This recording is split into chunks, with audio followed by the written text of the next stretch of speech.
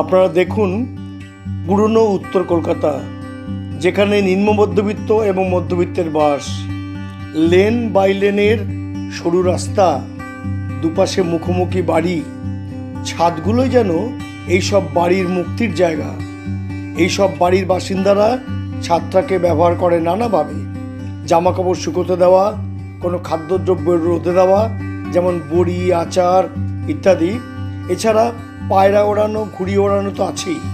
বাড়ির মেয়ে বউরা বিকেলবেলায় গা ধুয়ে এসে চুল বেঁধে, পাট ভাঙা শাড়ি পরে, ঘাড়ে বগলে পাউডার দিয়ে ছাদে উঠে আসে। মুখোমুখি বাড়ির প্রতিবেশীদের সঙ্গে ছাদ থেকে কথা বলে, গল্প করে, সুখ দুঃখের কথা বলে। যেসব ছেলেরা ঘুড়ি ওড়ায় তারা ওই সব বাড়ির মহিলা বাসিন্দারা ছাদে উঠলে পরে ঢিল্লঙ্গর করে তাদের বাড়ির ছাদে পড়ে থাকা ঘুড়ি লটকে আনতে চায়। এ বাড়ির ছেলের সঙ্গে ও বাড়ির মেয়ের প্রেমও ঘটে যায় এইভাবে। স্বাধীনতা দিবসের দিন ছাদে জাতীয় পতাকা টাঙানো, রাতে আকাশ প্রদীপ দেওয়া, সবই হয় এই ছাদে।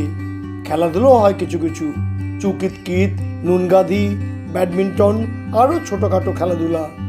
সন্ধেবেলা বাড়ির বড়দের অজান্তে ছাদ থেকে মালাই বরফ, ঘটি গরম ওয়ালাদের ডেকে দাঁড় করিয়ে দিয়ে নিচে গিয়ে তা কিনে এনে ছাদে এসেই তা মজা করে খাওয়া হয়। এসব চলতই। এটাই উত্তর কলকাতার ছাদ সংস্কৃতি। জড়াজড়ি করা বস্তির মতো ঘিঞ্জি বাড়িগুলোর মধ্যে যে এত প্রাণ আছে, সেখানে না গেলে বোঝা যাবে না। নমস্কার। এই উত্তর কলকাতার চিত্র আপনারা দেখলেন, তার সঙ্গে আমি একটা পরিচিতি ঘটাবার চেষ্টা করলাম। আমার সমস্ত শ্রোতা বন্ধুকে আমি শুভেচ্ছা জানাচ্ছি এবং এই চ্যানেলটি ভালো লাগলে সাবস্ক্রাইব করার জন্য অনুরোধ করছি। আর এই ভিডিওটি কেমন লাগলো তা কমেন্ট বক্সে কমেন্ট করে জানিয়ে দেবেন এবং আপনাদের বন্ধুদেরও বলবেন এই চ্যানেলটি সাবস্ক্রাইব করে দিতে। তাহলে নতুন নতুন ভিডিও আপলোড করলে আমি সেই সংবাদ পৌঁছে দেবো সমস্ত সাবস্ক্রাইবারের কাছে।